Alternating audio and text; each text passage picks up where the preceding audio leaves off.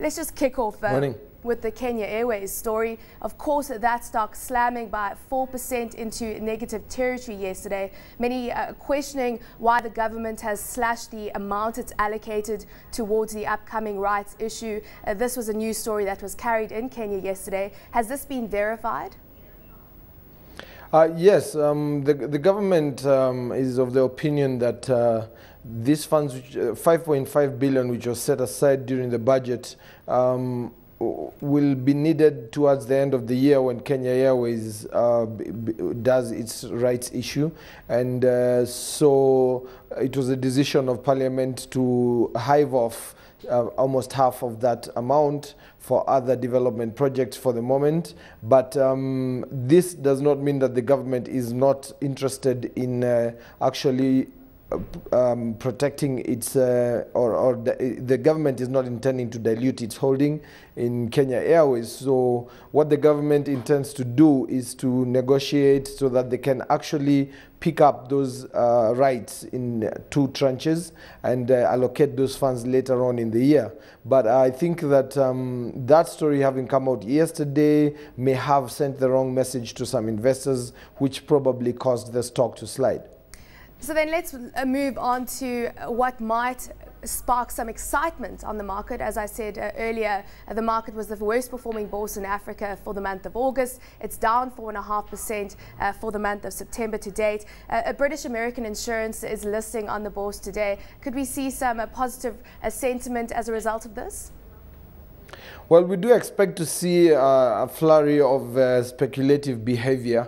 We've always seen that in whenever IPOs come on board, and this is because we have investors who get into IPOs hoping to make a quick buck once the stock lists, and so we do expect to see a flurry of activity. But I think having seen the IPO being undersubscribed, we could see oversupply, and that is all dependent on how much demand there is for the stock, and therefore this could cause the stock to dip initially, probably a slight surge, and then the stock will probably dip if we get oversupply, and then we will see bargain hunters begin to pick it up, and of course over the medium term then we will see the stock begin to stabilize.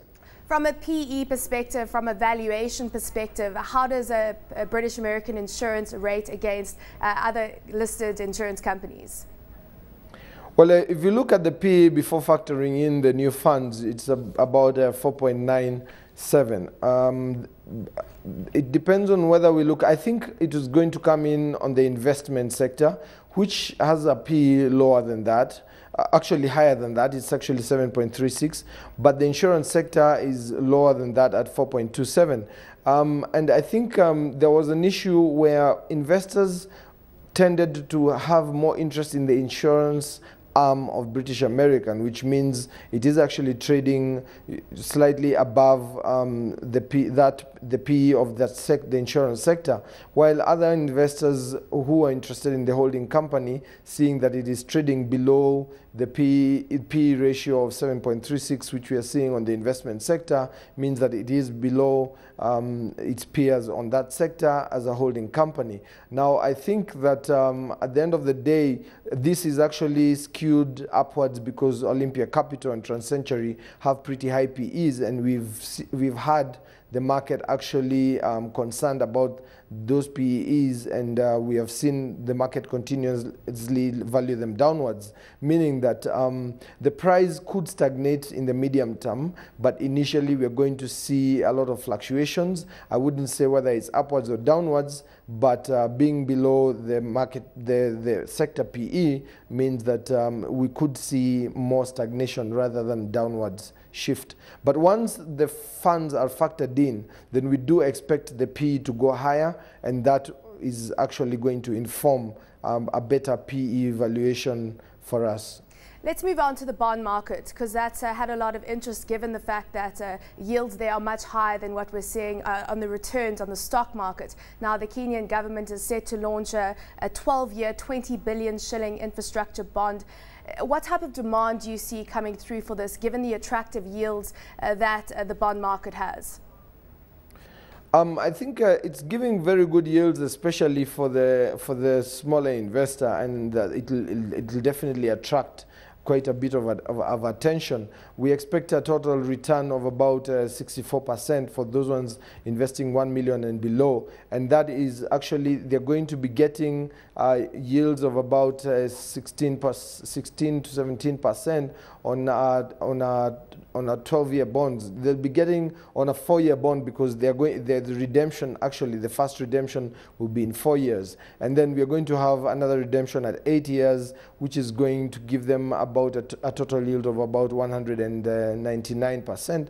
And this is quite attractive, especially for those investors who have below 5 million. And I think that they will be very interested, and we are going to see and the government is really interested in getting interest in actually this bond.